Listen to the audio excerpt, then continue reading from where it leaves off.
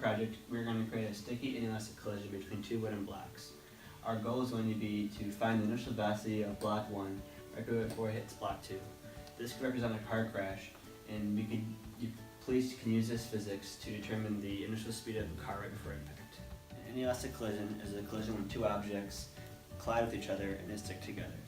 In our example, we will push block 1 with initial velocity, and it will collide with block 2 at the center of mass, so there's no rotation. They will stick together and they will go for some distance.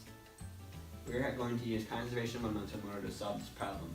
This is the equation for an inelastic collision. M2 is not moving, so it is going to be 0. So our new equation is M1 V1 equals M1 plus M2 V final. Both of the masses are the same, so this now simplifies into M V initial equals 2M V final. The m's can cancel out, so now our new equation is the initial velocity of the first block is equal to 2 times the final velocity of the 2-block system. Now we will solve for the final velocity. We are now going to use kinematics and Newton's second law in order to solve for the final velocity. The initial velocity in this equation is the same thing as the final velocity here because we are solving for the initial velocity of the 2 blocks right after they collide with each other. So our final velocity is 0, and this is our new equation. We now need to solve for acceleration, so we will use Newton's second law. The only force acting on 2 blocks is force of friction, which is negative since it's opposing motion. So friction is u sub k times mass times gravity equals ma, and the two masses cancel out. So now we have u sub k equals u sub k times g equals acceleration. So now we need to solve for v naught. So v naught is equal to the square root of 2ax. We plug in our a, so the equation now becomes 2 times u sub k times g times x.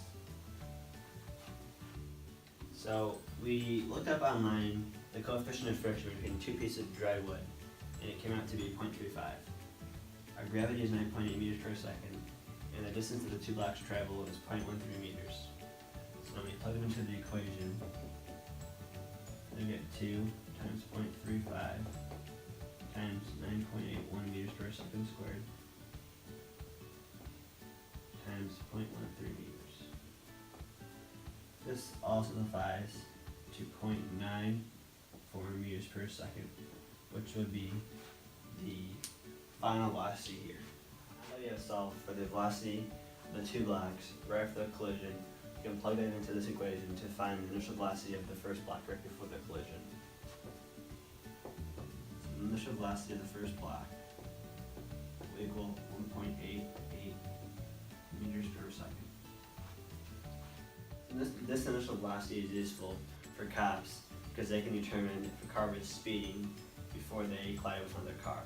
The next video we're about to show is a more realistic example of what a car crash should look like when 2 cars are both moving. This collision is a little bit different than our collision, as both objects move with initial velocity. Object 1 and object 2 are both moving, so when they collide they'll move at an angle with both of them being connected to each other. You can also use conservation of momentum with this collision as well as many others. There are 2 main types of collisions. We focus mainly on inelastic collisions, where the 2 objects collided and stuck together and had a velocity after the collision. This was shown with our wooden block crash, a car crash example, and it could also be shown by a bullet impacting a solid object and sticking together in that. We will now talk about elastic collisions, and we will show you an example of that in this next video.